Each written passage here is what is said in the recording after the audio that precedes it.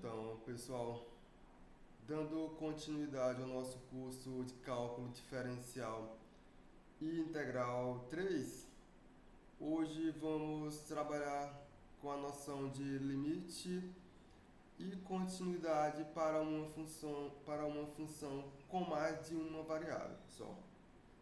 Então, para funções com n variáveis, vamos generalizar a noção de limite que tínhamos no curso de cálculo 1 para a função de uma única variável.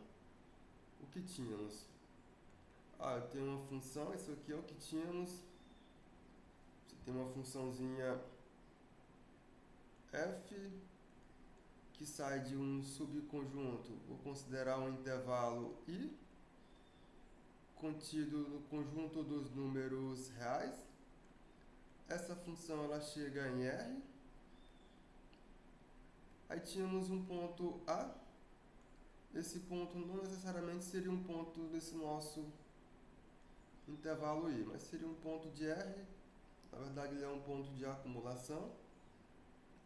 Aí o que tínhamos, pessoal? Aí dizíamos lá, afirmamos e conseguimos trabalhar que o limite dessa nossa função, quando x se aproxima desse ponto A, ele é um número real L, quando acontece o seguinte: se somente se para todo epsilon maior do que zero, existe um delta maior do que zero, tal que sempre que o módulo da diferença entre x e a, isso aqui é maior do que zero e é menor do que delta, você ganha que o módulo da função f em x menos esse número real L, tudo isso aqui tem que ser menor do que esse nosso epsilon que escolhemos. Isso aqui também é o mesmo que afirmar o seguinte: temos aqui um intervalo, vou pegar esse intervalo com a caneta mais fina, tem esse intervalo contido em R, e aqui eu tenho R. Isso é o mesmo que dizer o seguinte: você tem um pontinho A aqui eu tenho um ponto A, aí vamos escolher, e tenho aqui uma função f. Essa minha função ela sai desse meu subconjunto aqui de R, e ela chega em R. Aqui eu tenho uma funçãozinha f de x. Então, o que afirmamos? Que para todo epsilon que você escolheu, aqui eu tenho o nosso L, para todo epsilon que você escolher, você vai obter um intervalo centrado nesse número real L, o intervalo L menos epsilon, L mais epsilon. Para esse epsilon que você escolhe, você consegue encontrar aqui no domínio um intervalo centrado em A e raio delta, que é o intervalo A menos delta, A mais delta, de tal forma que para todo x que você considerar dentro desse intervalo de raio delta centrado em A, que é o intervalinho de A limitado por A menos delta e A mais delta, a imagem da função f ela vai estar presa nesse intervalo de raio epsilon e centro L. Para todo que você tomar aqui dentro, está preso aqui nesse intervalo de centro L e raio epsilon. Só que o interessante era você pegar esse epsilon tão pequeno que esse intervalo se confunde com esse pontinho L. Mesmo assim, para esse epsilon tão pequeno, você ainda encontra um delta, de tal modo que um intervalinho como esse, os seus pontos, quando eu aplicar a f, a sua imagem está presa nesse intervalo de centro L e raio epsilon. Então vamos pegar essa noção, vamos generalizar essa noção para funções com mais de uma variável. Deixa eu fechar isso aqui. Então vou pegar essa noção e vou generalizar para funções de mais de uma variável. Então, generalizando, temos a seguinte definição, pessoal. Então, eu tenho uma função f, aqui no caso eu estou considerando esse a contido em R2, mas a definição ela vale para um a contido em Rn, certo? Coloquei o R2 somente para efeito de notação ou para representação geométrica que vamos fazer, mas a definição ela permanece se você trocar o 2 por n, ou seja, saindo de Rn. Então eu tenho uma função f que sai desse meu subconjunto A, que é um subconjunto de R2. Eu tenho x0, y0, que é um ponto de acumulação para esse nosso conjunto A. Então o que dizemos, pessoal?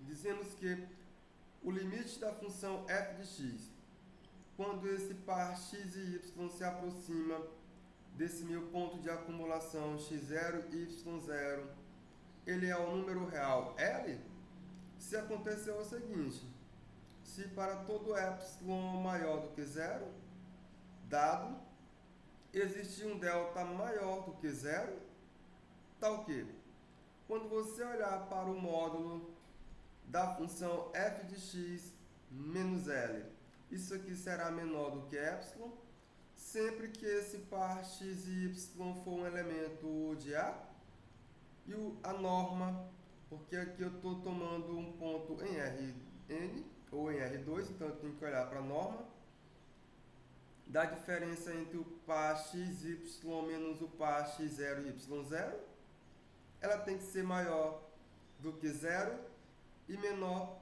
do que delta. A notação será esta aqui.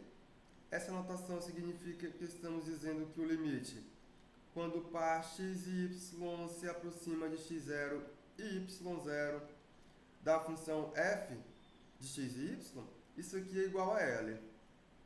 Ou ainda podemos reescrever da seguinte maneira, pessoal. Então eu posso dizer que esse meu L é o limite quando o par x e y se aproxima do ponto x índice 0, y índice 0 da função f de x e y, se somente se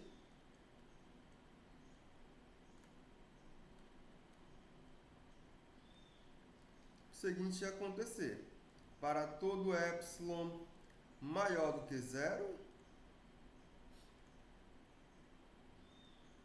existe um delta maior do que zero, tal que, sempre que a seguinte desigualdade for verdadeira, a norma do par xy menos x índice 0, y índice 0, isso aqui for maior do que zero e for menor do que delta, você vai obter que o módulo da função f de xy menos L, isso aqui é menor do que epsilon, que é equivalente ainda você escrever o seguinte: equivalentemente,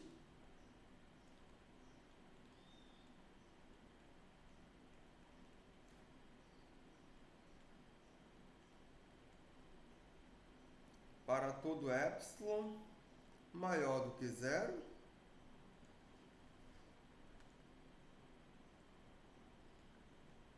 existe um delta maior do que zero, tal que, sempre que esses nossos pontos x e y forem pontos que pertencem à bola aberta, de centro no ponto x0 e y0 e raio delta, aí aqui eu vou retirar esse pontinho x0 e o y0. Sempre que isso aqui acontecer, o que temos, pessoal? Isso aqui vai implicar que a função f de x e y está presa em um intervalo L menos epsilon L mais epsilon. Essa definição equivale à definição de cima, ou seja, para os pontos que estão presos nessa bola aberta aqui, para esses mesmos pontos eu consigo prender a imagem da função nesse intervalo aberto aqui. É isso que estamos fazendo, pessoal. Então, geometricamente, podemos enxergar essa definição da seguinte maneira. Aqui eu tenho um esquema onde o que, né, pessoal? Aqui eu tenho uma função.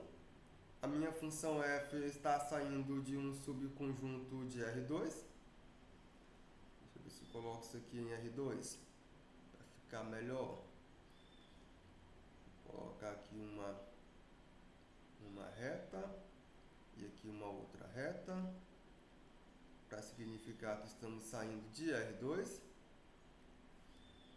Aqui eu tenho o eixo que marca os valores para x. Aqui eu marco os valores para y. Logo aqui eu tenho a nossa origem, o nosso intervalo de definição. Vou colocar esse intervalo em vermelho.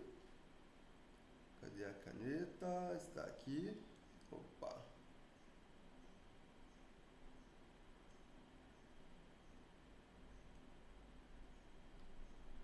Esse conjunto aqui em vermelho é onde a nossa função A está definida, é um subconjunto de R2. Aí, pessoal, esse nosso P índice 0 simplesmente é o ponto com coordenadas x índice 0, y índice 0. Então aqui é o nosso esquema. Aí o que acontece? Para todo epsilon que você escolheu, você vai obter um intervalo. Aqui o nosso L está aqui embaixo. O L está aqui. O P índice 0 está aqui. Para todo epsilon que você escolheu, você vai obter um intervalo como esse, centrado em L e raio epsilon. Então esse intervalinho aqui é um intervalo L menos epsilon, L mais epsilon. Cadê a caneta? Está aqui. L menos epsilon, L mais epsilon. Então, esse intervalo aqui, L menos epsilon e L mais epsilon, você aqui escolheu. Só que quando você faz isso, por definição de limite, você vai ganhar, esse não é você que escolhe, uma bola aberta como essa, ela tem que ser tracejada, de tal forma, pessoal, que para todo ponto pertencente a uma bola como essa aqui, a imagem da função está presa nesse intervalo de centro L e raio epsilon aqui, que está representado aqui com esse laser aqui em vermelho, pessoal. Então o que é o interessante? É você diminuir esse intervalo, porque cada um aqui de nós podemos escolher um intervalo como esse aqui, pessoal, centrado em L e raio epsilon. Então vamos escolhendo. Para cada escolha que vamos fazer, vamos obter uma bola aberta como essa, de tal forma que todos os pontos que estão presos nessa bola, a imagem vai estar presa nesse intervalo que escolhemos. Mas vamos tomar esses intervalos aqui centrado em L com raio epsilon tão pequeno, pessoal, mas tão pequeno mesmo, que eu só vou conseguir perceber esse intervalo centrado em L e raio epsilon se eu colocar uma lupa aqui em cima do nosso ponto, porque você olhando da maneira que está, você até se confunde esse intervalo com ponto. Mas se eu colocar a lupa, aí eu consigo ver, eu consigo perceber que esse intervalo realmente está aqui.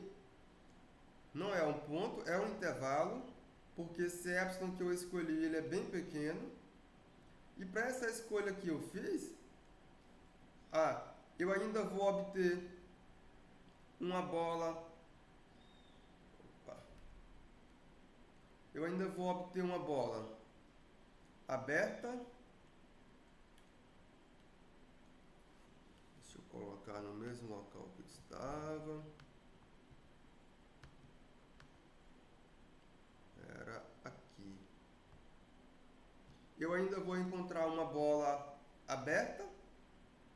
Essa minha bola está centrada em P índice 0. Só que essa bola é tão pequena que se você olhar ela de longe, ela se parece com um ponto. Ah, mas se eu voltar aqui e colocar a lupa novamente, vamos lá, coloquei a lupa, eu consigo perceber que não, essa minha bola que eu considero que existe, não é eu que estou escolhendo, ela existe. Essa bola realmente ainda contém vários pontos. E estes pontos que estão presos nessa última bolazinha aqui em azul, que é uma bola aberta, todos esses pontos que estão nessa bola, quando eu aplicar a imagem por a minha função f, elas vão estar presas nessa bola bem pequena que eu acabei de mostrar a vocês aqui. Deixa eu colocar outra lupa aqui. Tá. Não vem. Vai estar preso nessa outra bola, centrada em L, com esse raio epsilon bem pequeno, epsilon esse que você pode escolher, pessoal. Então, geometricamente, o que vai acontecer é isso. E essa é a nossa definição de limite de uma função, pessoal. De mais de uma variável. Aqui, em particular, o esboço foi feito para uma função de duas variáveis. Se você quer olhar para uma função de três variáveis, o que vai mudar é simplesmente aqui no domínio, que vai mudar é aqui, porque agora as esferas não são mais circunferências. Ou melhor, as bolas abertas não são mais os discos abertos, são realmente as esferas abertas, pessoal. Não as esferas, são as regiões limitadas por esferas. É isso que significa, certo? É isso mesmo. Essa é a diferença. Aí para R4 não dá mais para você enxergar o domínio, nem para R5, nem para Rn, mas a noção ela continua. A noção é essa. Por exemplo, vamos calcular o limite da seguinte função. Então eu tenho uma função f de x e y igual a k, tem uma funçãozinha constante. Aí se eu tenho que A e B, esse par ordenado ele pertence a R2, é um ponto qualquer. Então eu quero calcular o limite quando x e y se aproxima de A, B, da função f de x e y, pessoal. E o que eu tenho para calcular esse limite? Somente a definição, que é o que está aqui. É isso que temos, pessoal. Então eu vou utilizar a definição para poder calcular esse limite. E vamos fazer o que o exercício pede.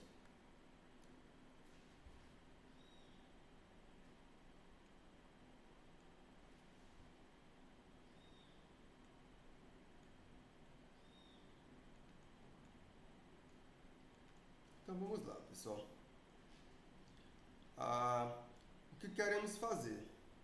Então o que queremos o que vamos fazer, pessoal? Então vamos tomar um epsilon maior do que zero qualquer, certo? Daí encontraremos, ou melhor, encontrar um delta maior do que zero, tal que quando eu olhar para o módulo, melhor, para a norma da diferença entre x, y e esse ponto AB, que aí é dado, quando eu olhar para essa norma, ela tem que ser maior do que zero e menor do que delta. Isso aqui vai me dizer que para esses pontos que eu estou fazendo essa diferença aqui, para esses pontinhos aqui, o módulo da função f de x e y menos esse meu L, que aqui é uma constante k, tem que ser menor do que esse epsilon que escolhemos, pessoal. Então isso é o que eu quero, ou o que queremos fazer. Então vamos tentar encontrar essa relação. Então, de fato, essa relação que queremos, de fato, vou tomar esse epsilon maior do que zero, dado epsilon maior do que zero. Esse epsilon é eu que escolho ou vocês que escolhem, certo? Então, dado esse epsilon maior do que zero, o que temos, pessoal?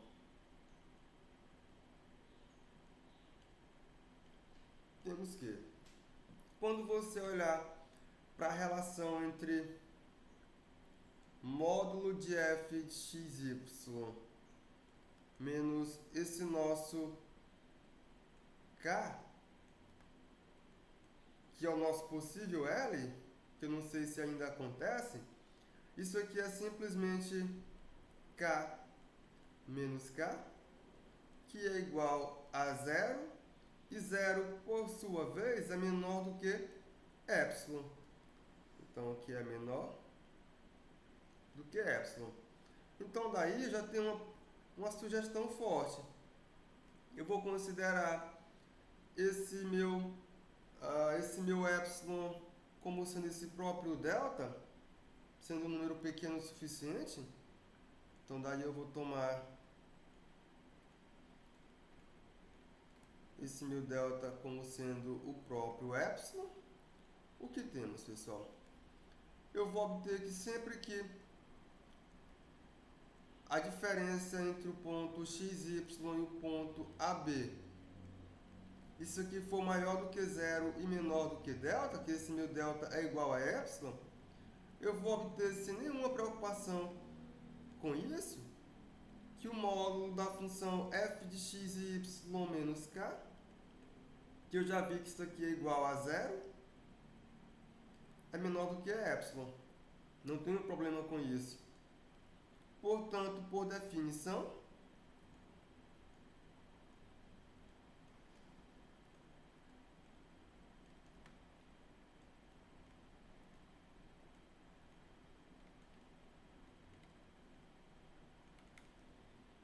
o limite, quando o par x e y se aproxima de x índice zero, y índice zero, da função f de x e y, isso aqui é o próprio número real k, que é a própria constante que tínhamos definido como sendo a imagem da função f. Então eu consegui calcular esse limite, apliquei a definição para fazer isso, percebam, e cheguei a esse resultado, pessoal, certo? Então, se a função ela é constante, o limite quando x e y se aproximar de qualquer pontinho AB pertencente a R2, ou ao domínio da função, ou melhor,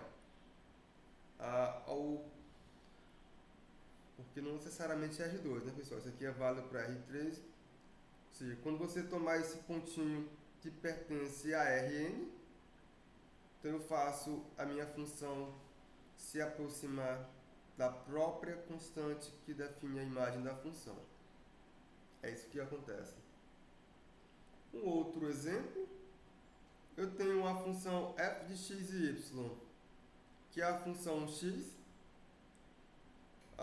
Se eu tenho que AB é um pontinho de R2, um ponto qualquer, então eu quero calcular o limite quando esse meu par x e y se aproxima de A a B para essa minha função f de x e y, pessoal. Então vamos fazer a conta.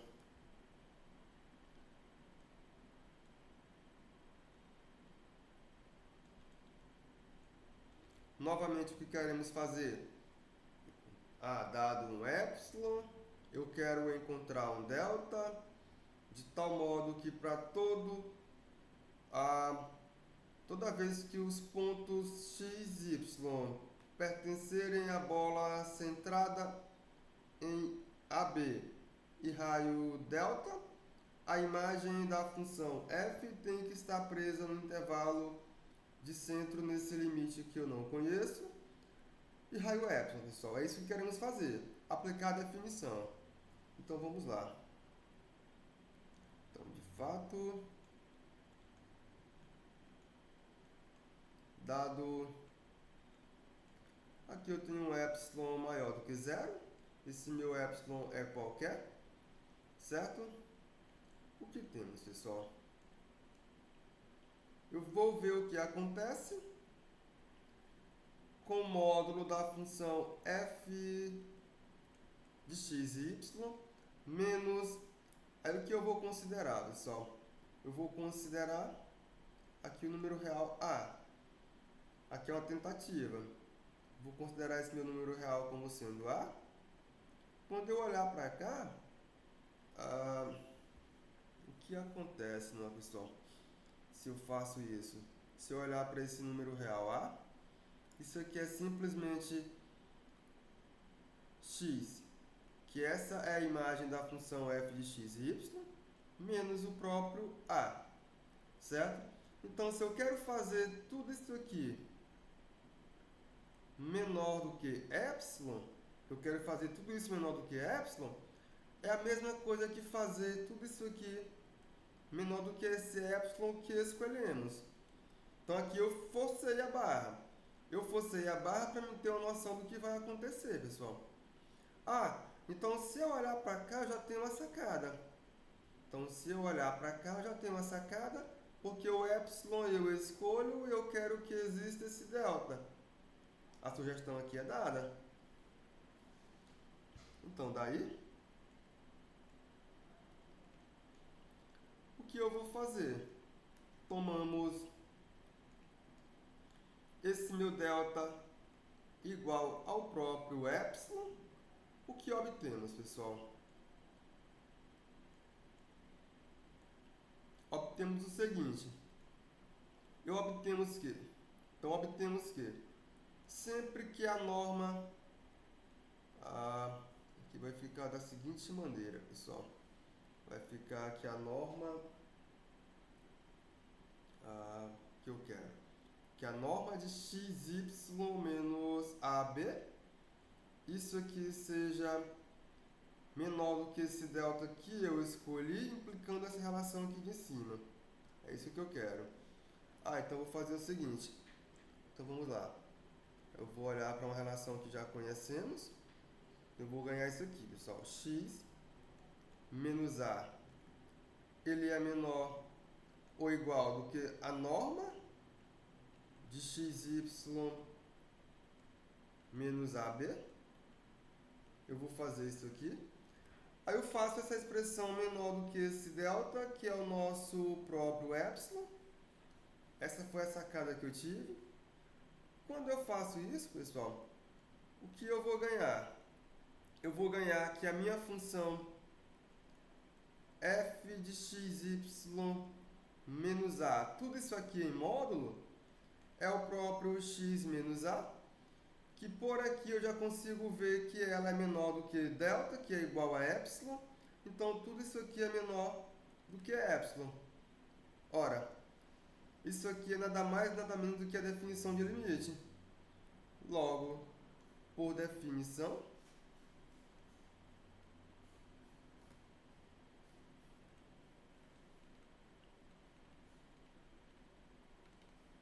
eu consigo afirmar que o limite, quando o par xy se aproxima de AB da função f de xy, isso aqui é A, pessoal. Então, por definição, ganhamos esta expressão. Então, o que foi que fizemos até agora? Até agora, conseguimos que o limite, quando o par xy se aproxima, sei lá, de um x0, y0 qualquer. Isso aqui sendo um par que mora em R2 de uma função constante, isso aqui ainda é k constante. Conseguimos que o limite, quando o par xy se aproxima de x0 e y0 da função x, isso aqui é igual a x0. Então eu consegui essas duas expressões com esses dois exemplos que eu fiz anteriormente. Apliquei definição para conseguir calcular esses limites, pessoal. Só que podemos perceber que se as funções são um pouco mais complicadas, você calcula o limite dessas funções recorrendo à definição de limite, pessoal. Pode ser que o trabalho não seja tão simples e acabe sendo um trabalho bem cansativo, certo? Então, para evitar fugir de aplicar a definição sempre para calcular esses limites, certo? E deixando a definição para os casos bem mais específicos, que são alguns casos mais complicados, ou mais complicados entre aspas, uns casos mais delicados, a gente deixa essa noção de limite. Então vamos recorrer a alguns resultados, alguns teoremas que vão facilitar na hora de fazer as continhas para calcular limites. Aí lembrando que esses limites que foram feitos aqui, vamos utilizar eles para que possamos calcular o limite de outras funções, combinando com os resultados que estão por vir, pessoal. Certo? Então vamos lá. E um primeiro resultado que eu tenho é o chamado teorema do confronto, o que garante o teorema do confronto, pessoal. Esse resultado vocês já viram ele para funções de uma única variável, e ele garante o seguinte: se a minha função f de x e y ela é menor ou igual do que a função g de x e y, que por sua vez ela é menor ou igual do que a função h de x e y, se isso aqui acontece, para todo x y preso em uma bola aberta centrada em x0 e y0, ou seja, não precisa ser para todo x y do domínio não, pessoal. Certo? Isso acontecendo apenas próximo de um pontinho x0 e y0. Apenas próximo de um ponto como esse. Então, se isso acontece, e mais, o limite da função f de x e y, quando esse meu par x e y se aproximar de x0 e y0, ele for igual ao limite da função h de x e y, quando esse par x e y se aproximar de x0 e y0, e ambos forem iguais a L, então de imediato eu consigo concluir que o limite da função g de x e y, quando o par x e y se aproximar de x0 e y0, isso aqui também é igual a L, pessoal. Então essa desigualdade aqui, combinada com esses limites aqui, me diz que o limite dessa função também é L, quando o meu x e y se aproximar desse meu x0 e y0, que aqui está como sendo o centro da nossa bola aberta. É isso que garante o teorema do confronto, pessoal, ou o teorema do sanduíche. Então, como é que argumentamos, ou como é que vemos, como é que conseguimos ver que esse resultado realmente tem fundamento, pessoal? Deixa eu fazer aqui. Vou pegar aqui a caneta azul. Vamos ver aqui a ideia da prova. Então, a ideia da prova é o seguinte: eu vou utilizar as hipóteses. Então, como? Eu tenho por hipótese que L é o limite quando o par x e y se aproxima de x0 e y0 da função f de x e y, como isso aqui acontece. Então, por definição, pessoal, o que acontece? Então, por definição, vou colocar em símbolos, para todo epsilon maior do que zero, existe um delta maior do que zero, tá o quê? Sempre que a norma da diferença entre x e y menos x0 e y0, isso aqui é maior ou igual não, pessoal, que tem que ser somente maior. Esses pontos que são iguais ainda não nos interessam. Mais na frente eles vão aparecer, mas agora não. Sempre que isso aqui for maior do que zero e menor do que um delta, eu vou chamar esse meu delta de delta tio. Então isso aqui vai implicar que o seguinte vai acontecer. Olhando para a função f, eu ganho que L menos epsilon é menor do que f de x e y, que é menor do que L mais epsilon. Eu vou chamar isso aqui de I. Vou continuar utilizando as hipóteses. Qual é a outra hipótese que eu tenho? Como esse mesmo L, ele é o limite quando o par x e y se aproxima de x0 e y0 da função h? Então, novamente, para todo epsilon maior do que zero que considerarmos, existe um delta que eu vou chamar esse delta de delta chapéu. Então, existe um delta chapéu. Já tem o tio, vou colocar esse de 2 tio, pessoal, senão vai ficar confuso, né? Tem um 2 tio maior do que zero. Tá o quê?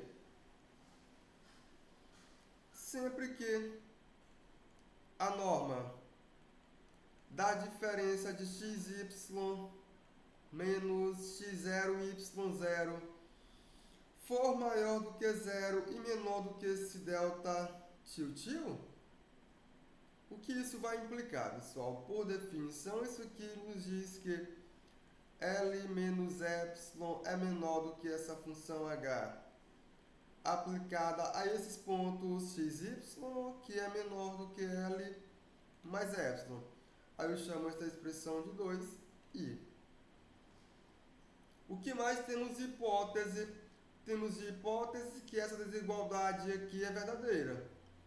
A função f é menor ou igual do que a função g, que é menor ou igual do que a função h.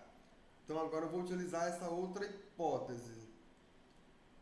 Por outro lado,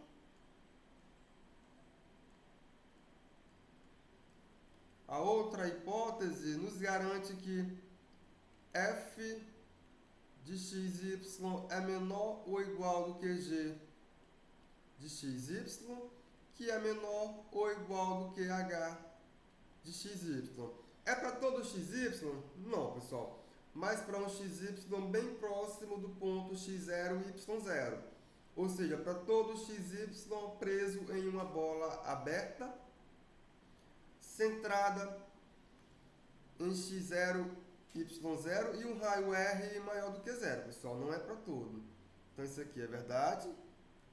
Para todo, eu vou escrever isso aqui da seguinte maneira. Vou escrever assim, para todo x, y menos x0, y0, menor do que esse meu Rzinho, que também é dado por hipótese. Então agora eu vou chamar isso aqui de 3i, porque agora podemos combinar i com 2i e 3i e produzir o seguinte, pessoal. O que é que vamos produzir? Porque se você olhar aqui para i, eu tenho delta tio.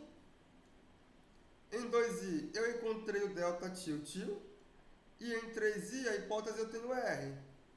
Então eu vou pegar o menor entre esses três, entre tio e R. Eu vou pegar o menor entre os três. Então,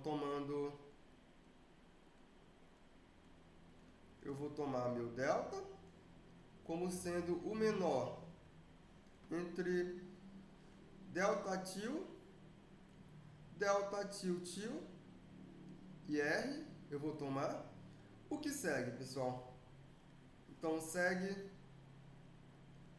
por i 2i e 3i, que o seguinte vai acontecer. Então, vai seguir o seguinte. Então, sempre que a norma entre a diferença desse meu par xy menos x0 e y0, isso aqui for maior do que zero e menor do que esse delta aqui, agora eu sei quem é. O que temos, pessoal? Isso aqui vai implicar que L menos epsilon é menor do que f de xy. Isso aqui é por i. Ó, essa desigualdade aqui é por i. Ela está bem aqui. Só que f de xy é menor ou igual do que g de xy. Está bem aqui, pessoal, na desigualdade dada por 3i. Que é menor ou igual do que g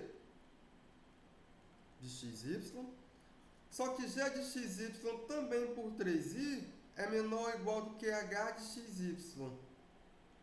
Só que por 2i, h de xy é menor do que L mais epsilon. Está bem aqui. Ah, então isso aqui é menor do que L mais epsilon. Então, assim, conseguimos simplesmente por essa expressão aqui em cima, garantir que a função f não, que a função g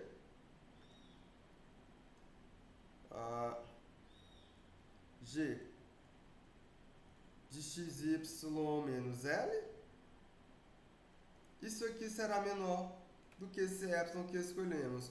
E, portanto, por definição, conseguimos mostrar que o limite da função g, quando esse meu xy se aproximar de x0 e y0, também é esse número real L, pessoal.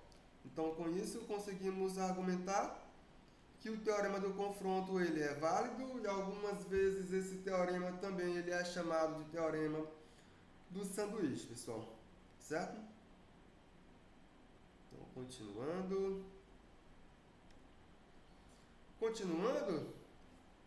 antes de apresentar esse outro resultado, pessoal, vamos fazer aqui mais uma definição. A definição é a seguinte. Vamos ver aqui uma função é limitada, pessoal. Então, o que dizemos, pessoal? A definição é a seguinte.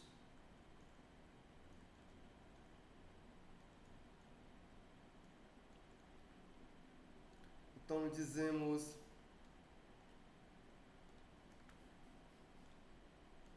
que uma função com mais de uma variável, pessoal,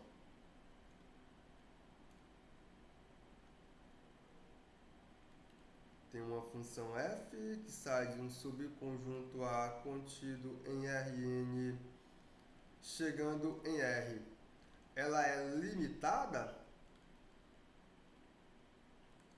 quando o seguinte acontecer, pessoal.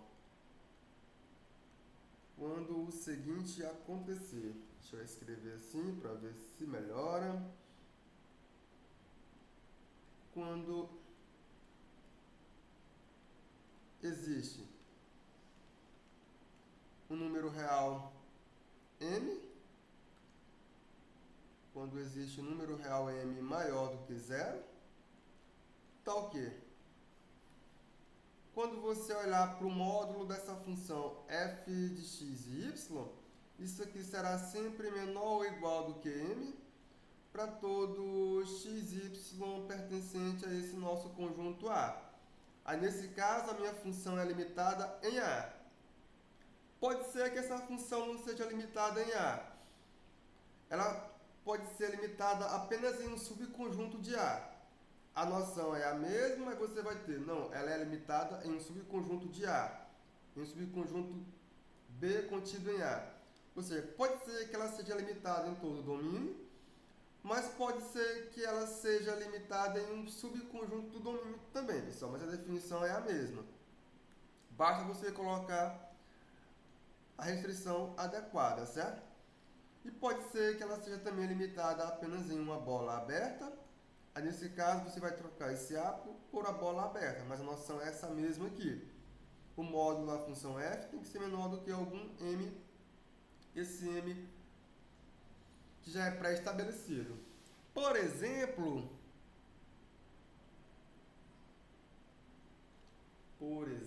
pessoal, a função f de xy, que é a função seno de x ao quadrado mais y ao quadrado, ela é uma função limitada. Ela é uma função limitada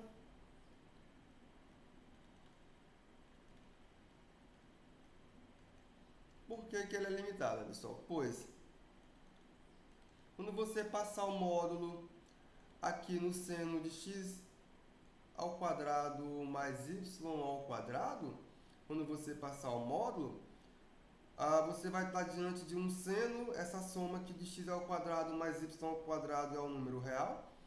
Isso aqui vai ser sempre menor ou igual do que 1, porque a função seno já é uma função limitada como uma função real. Isso aqui para todo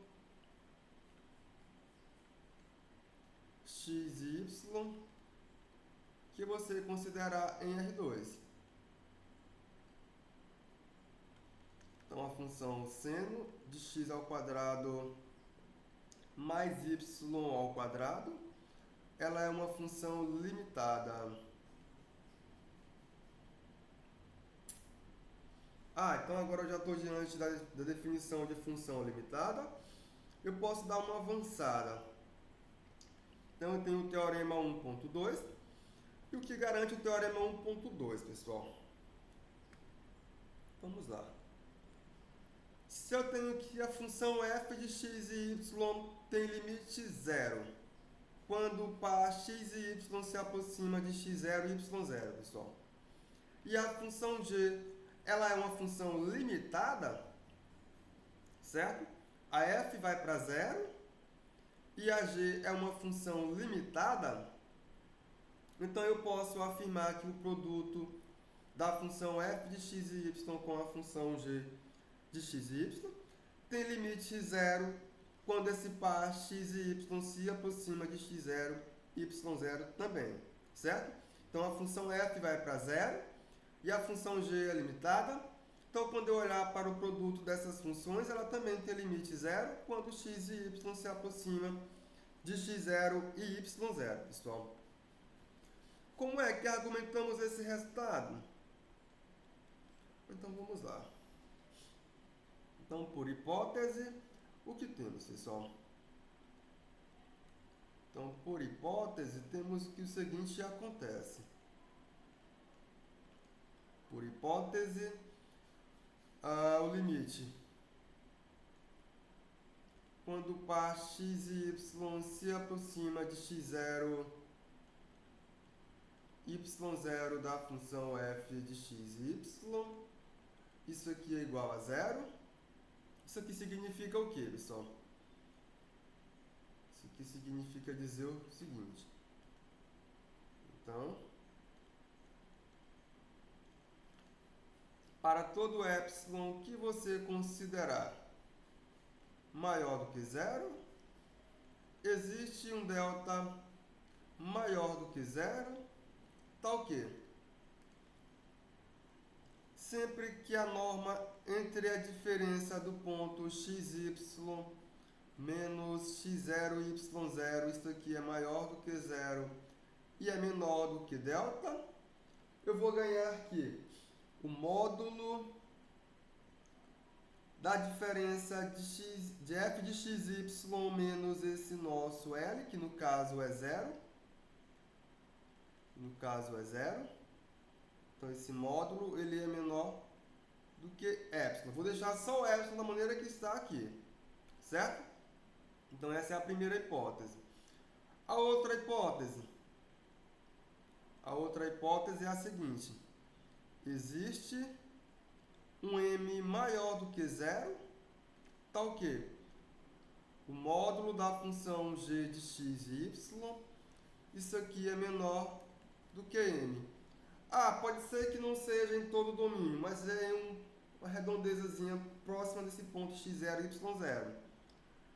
Então, eu vou combinar essas duas hipóteses para me fazer o seguinte. Então, daí,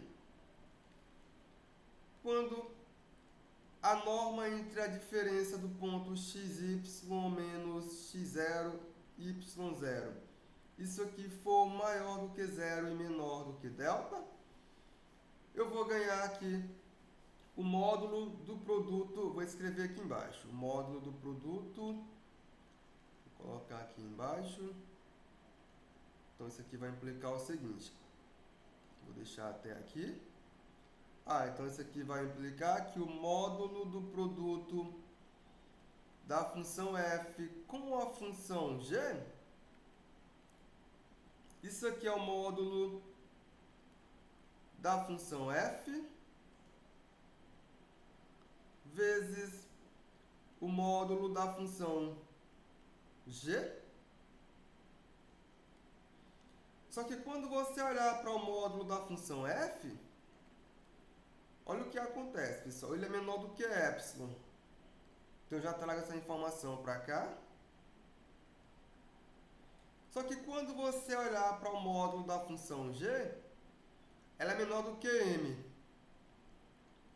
Então eu já trago essa informação para cá. Onde é que está a sacada aqui, pessoal? A sacada vai estar porque, ao invés de considerar somente epsilon aqui nessa minha desigualdade, eu vou considerar epsilon sobre m, porque esse m é maior do que zero. Então, ao invés de considerar epsilon, eu considerei epsilon sobre m, e aqui também passa a ser epsilon sobre m. Então, eu posso dividir m com m. Então isso aqui é simplesmente epsilon. Então eu consegui, com essa manipulação que eu fiz aqui, mostrar que o limite do produto entre as funções f e a função g, x e y, é zero quando esse meu x e y se aproximar de x0 e y0, pessoal. E esse mesmo resultado continua válido para funções de mais de duas variáveis.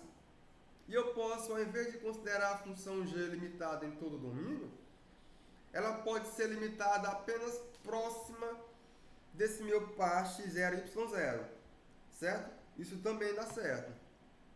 Por exemplo, se você olhar para esta função aqui, o que vai acontecer, né, pessoal? Se você olhar para essa função aqui... Ei, professor, o senhor pode repetir o final lá da prova, lá quando o senhor divide por m, como foi isso mesmo? Porque o que tínhamos era só isso aqui, ó. Eu saí fazendo as contas e apliquei definição. Isso aqui não tinha. Deixa eu voltar aqui. Isso aqui também não tinha.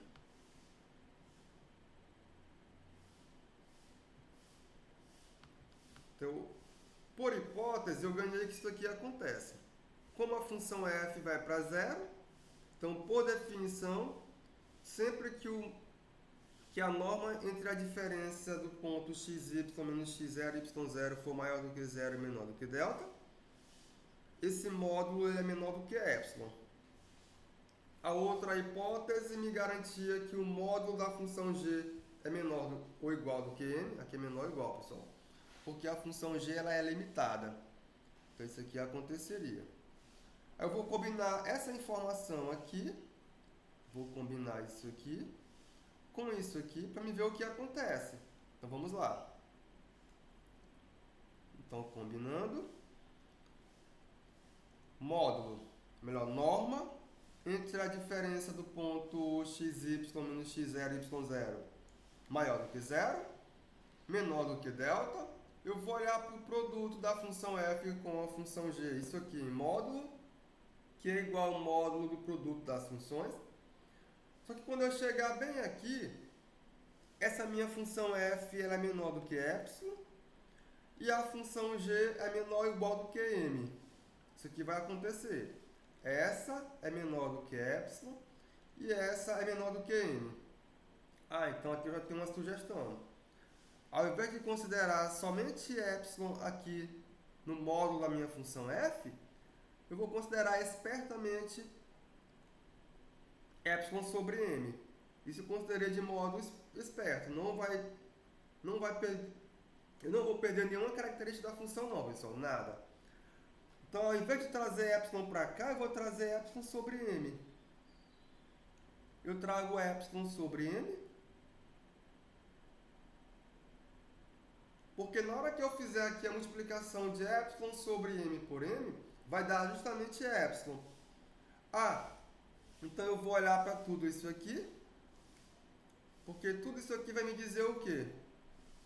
Que por definição, o produto da minha função f com a minha função g tem limite zero quando o par x e y se aproxima de x0 e y0, pessoal. Então conseguimos mostrar que isso aqui é verdadeiro.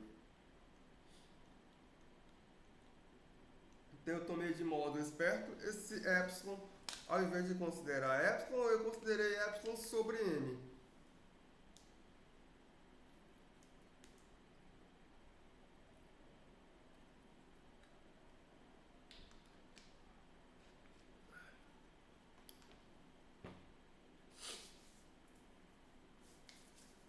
Professor, e aquela função que a gente tinha visto na aula passada, aquela raiz de 4 menos x ao quadrado menos y ao quadrado, ela é limitada ou não? Raiz de 4 menos x ao quadrado menos y ao quadrado, sem nenhuma especificação do domínio, domínio sendo todo. É, o domínio sendo realmente aquele domínio dela mesmo, que é aquela bola fechada lá que a gente discutiu na aula passada. Ela não é limitada porque se você tomar x e y bem pertinho do zero, ou pertinho do zero não, pertinho do 1, perto do zero mesmo, pessoal. Para esses x e y bem pequeno, você vai produzir uma raiz bem grande. Então ela deixa de ser limitada por isso. Não é isso aqui? Essa função aqui, deixa eu pegar aqui. Deixa eu ver se eu lembro. É a função f de x e y, que é a raiz quadrada de 1 menos x ao quadrado menos y ao quadrado. Essa daqui, não é? Essa função aqui, o domínio dela, o x ao quadrado mais y ao quadrado tem que ser menor ou igual do que 1. É isso mesmo. O domínio dela é a bola fechada de centro na origem e raio 1. Se você tomar x e y bem pequeno, bem próximo de zero, por exemplo, você vai estar tomando, eu posso tomar x como sendo um número bem pequeno, por exemplo, eu posso tomar x como sendo 1 sobre isso aqui. Eu posso tomar esse x e posso tomar y como sendo igual a zero. Posso fazer isso, pessoal? Quando você tomar esse número bem pequeno, você olhar para cá, vai ficar 1 sobre isso aqui ao quadrado. Não, vai ficar 1 menos isso aqui ao quadrado. Isso aqui dá um número bem grande. Aí quando você jogar aqui, a raiz fica grande. Mas eu posso parar bem aí. Posso não, eu posso tomar um número x menor ainda. Eu posso tomar x como sendo esse número aqui, pessoal. Professor, quando a gente elevar esse x ao quadrado, ele não vai ficar menor ainda do que ele já é? Ele vai ficar menor do que já é? É, porque vai Vai ficar ficar ele assim. vezes ele mesmo, vai ficar Vai menor, ficar não? assim, vai ficar 1 menos 1 sobre isso aqui ao quadrado, nosso y é zero. Aí isso fica na raiz. Não é isso? Então isso aqui vai ficar isso aqui. 1, 2, 3, 4, 5 zeros ao quadrado menos 1. Tudo isso aqui, pessoal, sobre isso aqui. Ao quadrado dentro dessa raizona bem aqui. Vai ficar assim. Aqui embaixo eu posso eliminar essa raiz. Então vai ficar só a raiz desse nosso numerador, que é um número bem grande. Aqui é 10 elevado a 1, 2, 3, 4, 5. Ao quadrado fica 10 elevado a 10 menos 1 sobre 10 elevado a 5. Fica isso aqui. Aí 10 elevado a 10 menos 1 dá um número grande ainda, pessoal. Não dá? Aí dividido por 10 elevado a 5, aí vai ficar um número bem grande. Ou seja, eu não vou conseguir limitar isso aqui não. Professor, mas isso ainda é menor do que 1, não? Que a gente... Isso aqui é menor do que Pra 1. mim, é menor do que 1 ainda. Vamos ver isso aqui é menor do que 1. Para isso aqui ser menor do que 1, você vai ter que ganhar aqui. Deixa eu pegar mais papel aqui, pessoal. Então isso aqui é menor do que 1. Então vamos ganhar aqui 10 elevado a 10 menos 1 dentro da raiz. Isso aqui é menor do que 10 elevado a 5. Aí você pode elevar ao quadrado no primeiro membro, no segundo fica 10 elevado a 10 menos 1, que é menor do que 10 elevado a 5, então 10 elevado a 10. Aí você vai ganhar, pessoal, que menos 1 ainda é menor do que 0. Ok. Menos 1 é menor do que 0, correto. Mas será que não podemos pegar uma outra combinação? Que esse número vai ficar maior do que 1? Essa é a pergunta. Hein, pessoal? Fica o quê? Você está tomando valores aqui na bola. Deixa eu fazer aqui a bola em vermelho. Aqui é a origem. Aí você está tomando valores aqui próximo. Então, se eu tomar isso aqui, vamos lá, limitar isso aqui. Se eu limitar isso aqui por um m qualquer, sei lá, 1 menos x ao quadrado menos y ao quadrado, vamos limitar isso aqui por um m. É a raiz.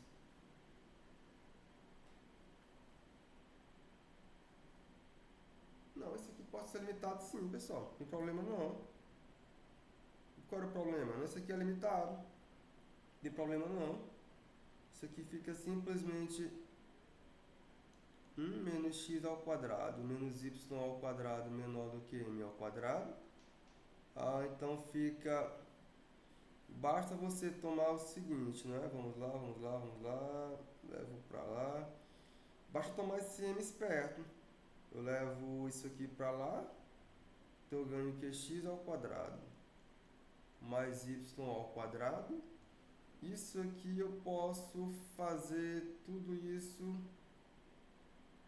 Como é, pessoal? Eu levei o positivo para lá.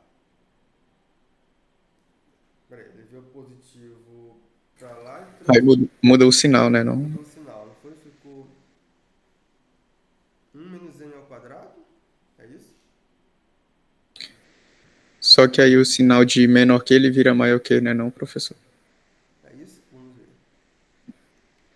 Vai ficar assim, né?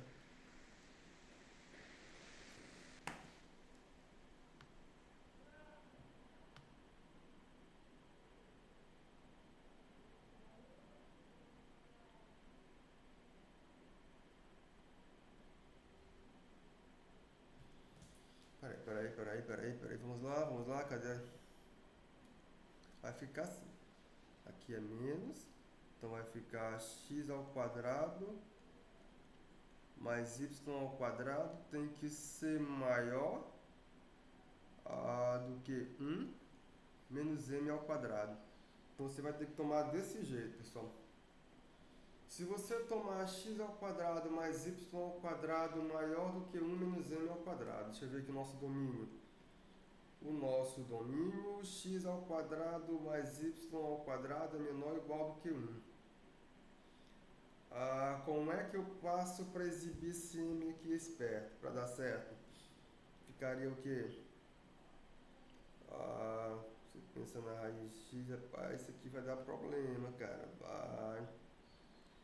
Vai dar problema, porque se esse m, isso aqui é maior ou igual do que zero, isso aqui tem que ser maior ou igual do que zero, não tem jeito. Isso aqui tem que ser maior ou igual do que zero, então você vai ganhar aqui m ao quadrado tem que ser menor ou igual do que 1. Essa é a condição para o nosso m, então vai ter que tomar o m entre 0 e 1. Se você tomar esse m entre 0 e 1, você consegue limitar isso aqui. Tipo m igual ao meio. Então, se você tomar x ao quadrado mais y ao quadrado maior do que 1 meio, você consegue produzir uma limitação para cá. X ao quadrado mais y ao quadrado maior do que 1 meio. Vamos olhar para a bola. X ao quadrado mais y ao quadrado maior do que 1 meio. Você vai pegar isso aqui, só a parte de fora.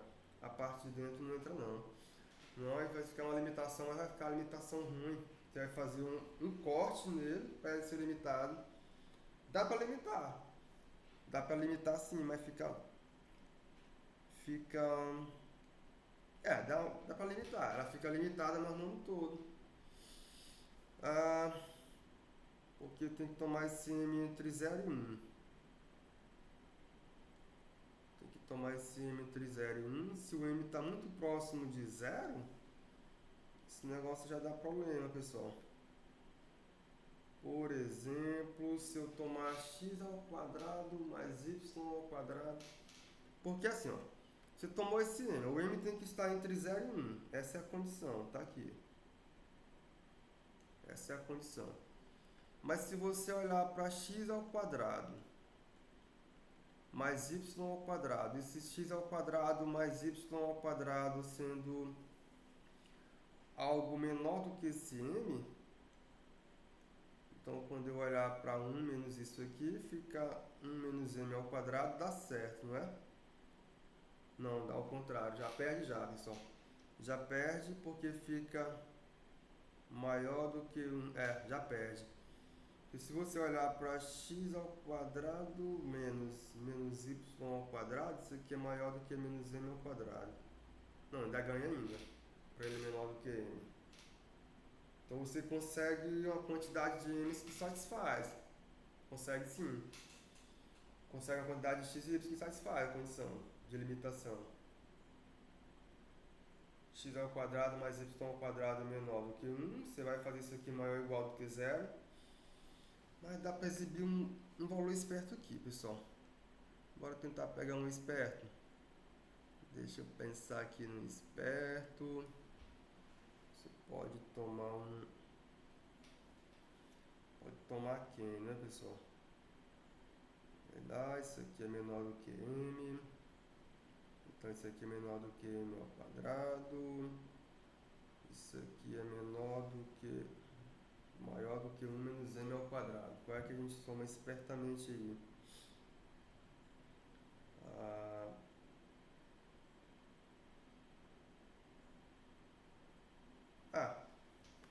Você pode fazer isso aqui maior do que m. Aí resolve. Você pode fazer isso aqui maior do que m. Se esse m for pequeno, você consegue fazer isso aqui maior do que m. Aí a desigualdade muda. Dá para exibir um aqui, pessoal. Dá para exibir mesmo. Que fica 1 menos, fica mais, fica 1 menos 1.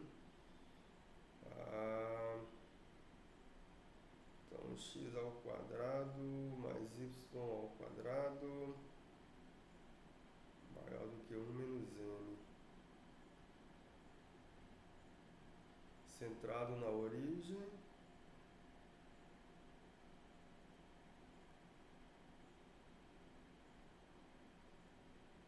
Isso aqui vai para 0.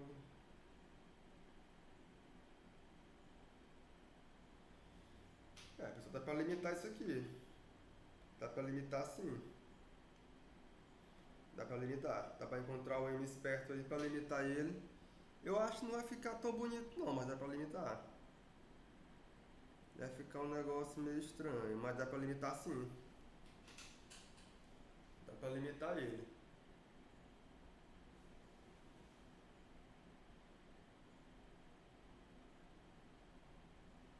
Toma ele próximo de 1, mas não é 1. Fica 1 menos... dá para limitar ele, pessoal. Dá para limitar, dá. Basta fazer essa condição Então, aqui. então se a gente pegasse lá aquele teorema que o senhor deu, do limite, quando uma função vai para zero, e se essa função for limitada, então vai para zero o limite também? Não é o produto. É assim, ó. Pois é, o produto. É o produto de uma que vai para zero com uma limitada. É assim que funciona. Não é a limitada que vai para zero, não. Não, pois é, o produto. Se a gente pegar o produto de uma função que vai para zero, por essa aí sendo Isso. limitada, então vai para zero o É. limite? Não, mas próximo do ponto onde a função está sendo limitada. É próximo do ponto. Por exemplo, se esse nosso m for um m muito grande, sei lá, um m igual a 4, m igual a 2, fica 4, 1 menos 4, menos 3. Aqui dá negativo de imediato, isso aqui acontece. Esse m tem que estar entre 0 e 1. Se esse nosso m for, sei lá, for 1 meio, fica 1 menos 1 quarto, dá 3 meio. Então, se você toma x, y maior do que 3 meio, você conseguiu limitar essa função próximo desses pontos. Tem que ser aqui próximo. Tem que ser próximo desse ponto que eu estou limitando. Não é qualquer ponto que você escolheu, não. Tem que estar próximo da limitação. Aí o produto vai para zero, sim.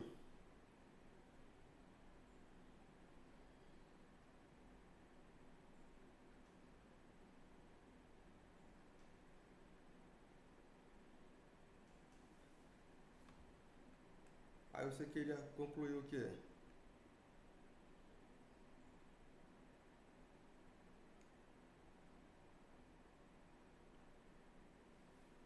Hã?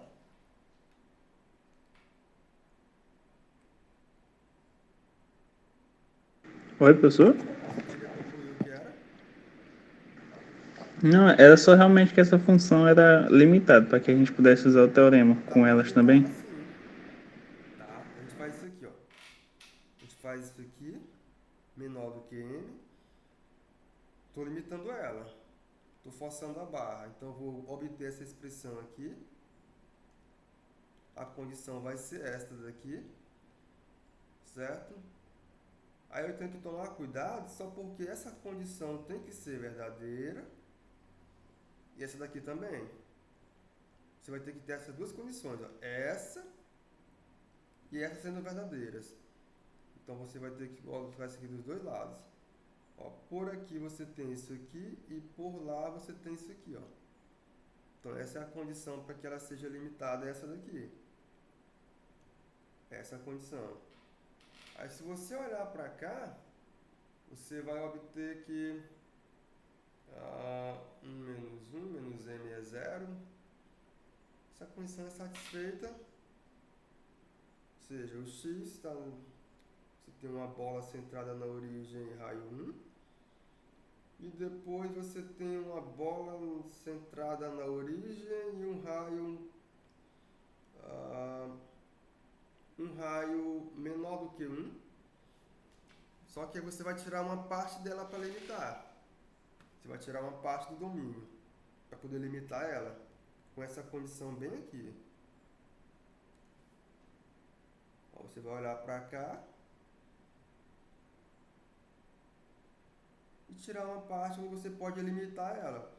Aí, onde ela está limitada, é que você consegue aplicar o teorema para aqueles pontos que estão nesse local onde a função é limitada. Se você tomar um ponto, por exemplo, onde a função não limita, sei lá, vou tomar um ponto, sei lá, 4 e 9. Esse ponto aqui a função não limita não, ela. Por esse m aqui não. Então não vou poder aplicar o limite fazendo xy se aproximar de 4, 9 não. Não vou fazer isso não. Professor, mas é porque também 4 e 9 está fora do domínio dessa Pois função, é, né? tem que tomar esse cuidado. Esse cuidado tem que ter. Ou seja, são pontos onde eu tenho a condição específica do teorema. Não dá para tomar um ponto qualquer não. É isso que tem que acontecer. Certo? Não pode ser qualquer ponto não, pessoal. E a noção de limite, o ponto ele não precisa estar no domínio não, pessoal. O ponto ele tem que ser ponto de acumulação para o domínio. Ou seja, esse ponto 4 e 9, para que aconteça o limite, não necessariamente ele tem que ser ponto do domínio não. Ele pode ser ponto fora. certo? Agora, para que seja limitado, aquele pontinho onde você vai considerar, próximo dele a função tem que ser limitada. Essa é a noção. Então, se você, por exemplo, tomar um ponto muito próximo da origem, pode ser que esse limite que você tomou não aconteça. E pode ser que ele não aconteça. Eu acho que daria para tomar um esperto aqui, pessoal. Dá para tomar um esperto aqui. Quem seria o esperto que tomaríamos aqui? Ficaria ao quadrado 10. Quem seria o esperto? Ficaria... Dá para tomar um esperto, pessoal. Mas essa é a noção, certo? Você consegue limitar ela e nesses pontos onde está limitando, você consegue fazer as continhas. Mas nos pontos que não estão que eu não consigo limitar a função, não dá para fazer não. Bora fazer esse exemplo aqui para ver se dá certo. Pronto, isso aqui. Por exemplo, se você olhar para cá, o que acontece? Vamos lá. Se você olhar para cá, dá para fazer o seguinte. Eu posso, se você olhar para cá, eu não consigo aplicar o limite direto aí não. Não tem como eu aplicar o limite a essa função aqui. A não ser que eu recorra à definição, pessoal. Mas se você recorrer à definição aí, pode ser que dê mais trabalho. Porque eu não tenho outra coisa para utilizar aqui. Mas o que eu posso perceber é o seguinte. O que eu posso perceber... Então note que...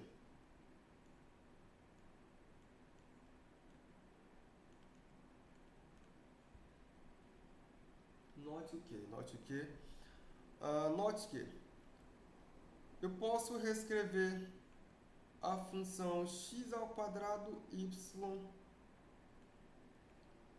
sobre x ao quadrado mais y ao quadrado. Eu posso reescrever essa função como sendo simplesmente x ao quadrado sobre x ao quadrado mais y ao quadrado vezes y. Eu quebrei. Aí daí, eu vou chamar a função f como sendo a função... Aí eu vou chamar de f de xy como sendo a função x ao quadrado sobre x ao quadrado mais y ao quadrado, e vou chamar de g de x e y a função y. Então o que temos, pessoal? Então temos que o seguinte acontece. Quando você olhar para cá, já vimos no nosso segundo exemplo de hoje que o limite, quando x e y se aproximam de 0, 0, da função g de x e y, isso aqui vai para 0. Foi o segundo exemplo que fizemos hoje. Isso aqui acontece. E próximo de 0, pessoal, essa função aqui é uma função limitada, a função g. Certo? Isso aqui acontece e próximo de 0, 0,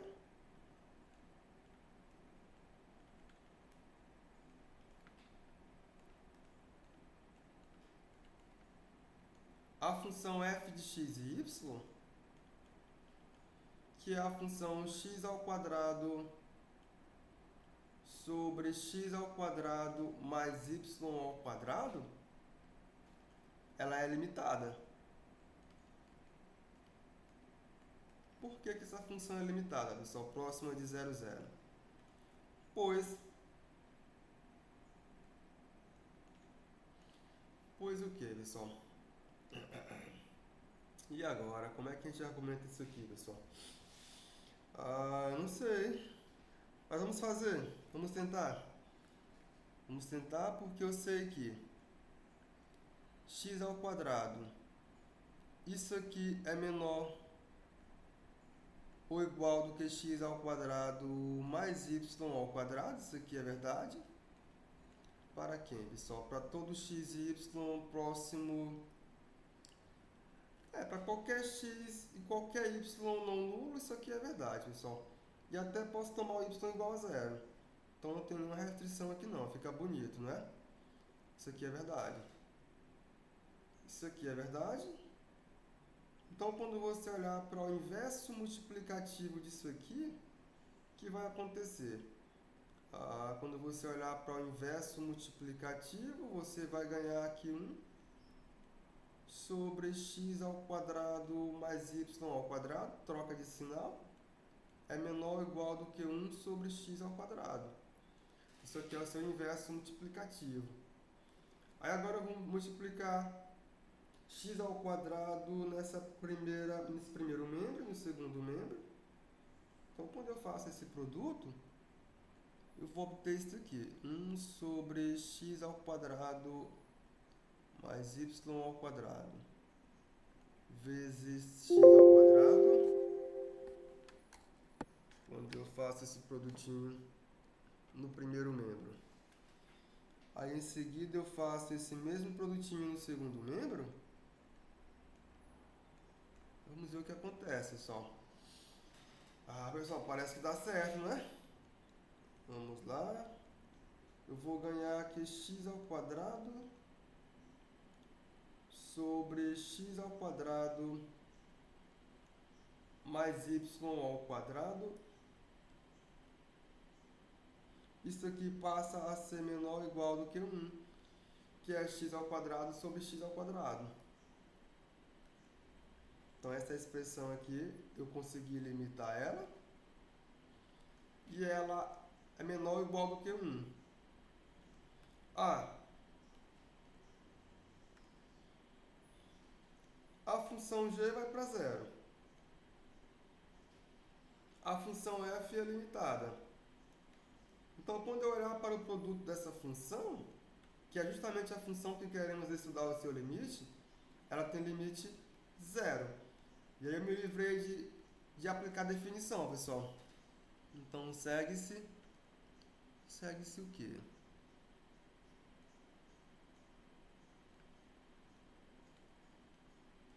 Que o limite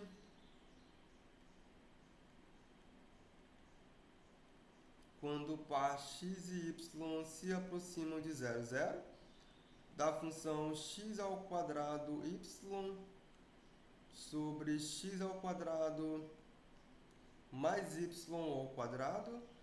Isso aqui é igual ao limite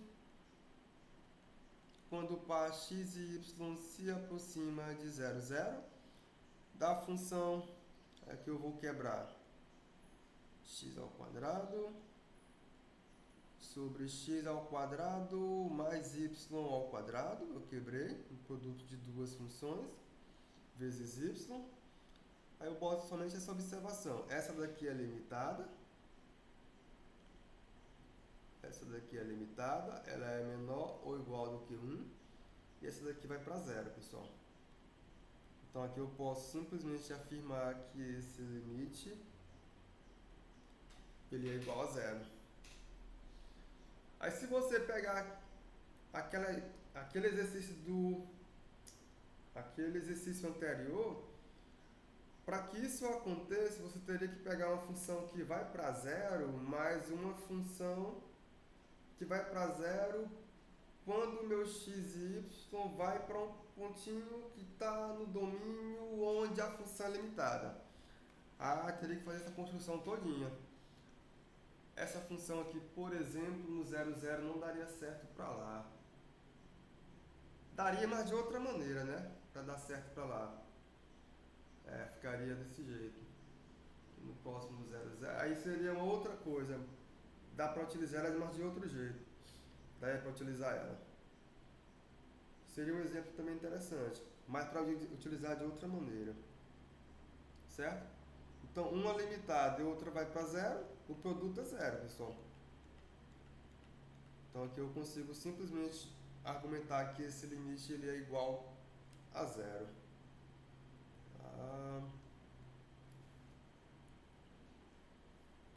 Aí um outro resultado, pessoal, é esse aqui.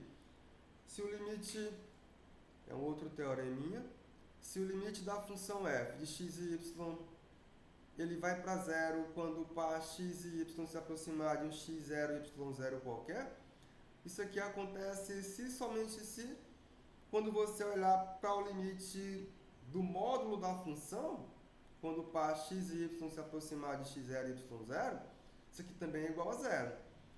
Não faz nenhuma diferença você olhar para a função ou para o módulo da função quando a função vai para zero, pessoal.